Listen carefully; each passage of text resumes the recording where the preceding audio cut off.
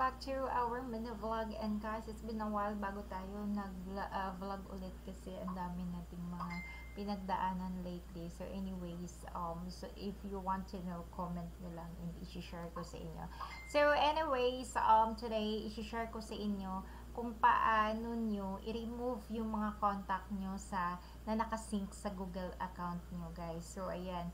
And napapansin nyo ba, kasi ito nangyari na sa akin, ang daming mga promotionals or mga link na pumapasok sa cellphone number natin. And guys, huwag kayong maniwala kasi minsan tinatanong mo where to get my number. It's a random text. It's not a random text. So ayan, merong mga lead generations people right now, yung mga nagbebenta ng mga contact informations, lalo na yung mga nasa business listings, and kung sino yung mga affiliated doon sa business listings, sa Google nila kinukuha yan. So ayan guys, and pinagkakitaan nila yung ating mga information. So ayan, and sana lang kung sa maganda sana, but unfortunately ginagamit talaga nila sa iba. So ayan, kung magtataka kayo kung iba ano-ano mga text messages na nakuha ninyo or na-receive nyo, and sometimes meron pa talagang hindi mga kanais-nais.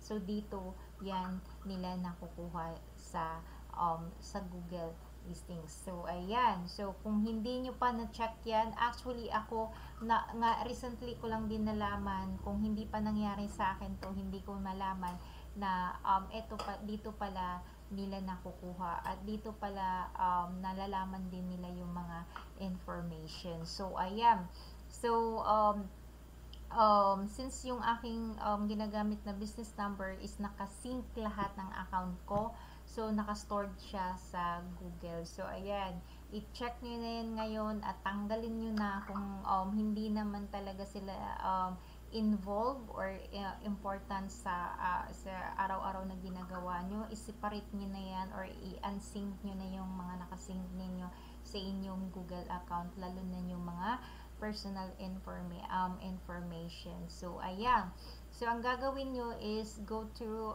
browser sa Google, ayan, and type nyo lang yung Google contacts.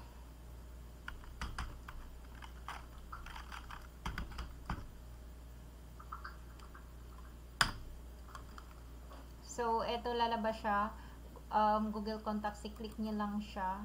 Wala na kayong makikita dito sa akin, maliban na lang dito sa message na pumapasok ngayon, pero binubura ko na siya lahat sila.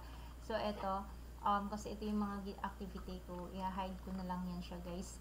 And zero contacts na. So ni-remove ko na silang lahat, especially yung mga people na nasa mga contact list ko, like yung mga ka-business transactions, yung mga ganon, mga personals and relatives, tinanggal ko na sila kasi yung mga marketers, lead generations, dito nila kinukuha yung info. So kung ako, meron akong maraming like nung hindi ko pala nalinis, meron akong like mga 50 contacts, business contacts dito. So, nakakopya nila yun guys. So, ni-remove ko na sila. So, kahit mag-search man sila dito sa akin, wala na sila makuha na contacts. Again, late na, nangyari na, but then again, right now. So, kung meron mang bagong magka-interest, wala na silang makitang listings, wala na silang makuhang contacts dito sa Google. Wala nang nakasync na contacts. So yun ang gagawin nyo. So once nandito na kayo sa Google Contacts na to, dito sa page na to, meron isa-isahin yung i-click yung dot sa bawat contact, i-delete nyo or ibahin nyo, bahala na kayo kung anong gusto nyo. But then again, for the safe and security, pwede nyong itanggalin sa Google listing or sa Google Contacts ninyo yung mga numbers ng mga people, relatives, or important peoples na ayaw nyo madrag sa lead generation or sa marketing, sa mga marketers case. So ayan, if you want to learn more, if you want to ask the details and paano nila anong nangyayari just comment down this video, and please follow, like, and share yung ating YouTube, guys. So pati YouTube natin ngayon na bago na rin, so lahat ng ating account na turn downs, and then bago na lahat. Please follow and subscribe. So ayan, watch out for the next video. Isa-isahin natin siya, huwag tayong magmahabang video, short videos lang tayo. Isa-isahin natin siya. Sa sunod, ipakita ko naman sa inyo kung paano gawin nyo sa iyong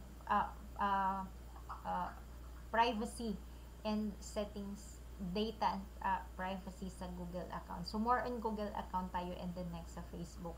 So ito na siya, ito yung ating Google Contacts, i-secure nyo na siya ngayon. And yeah, so that's it, guys.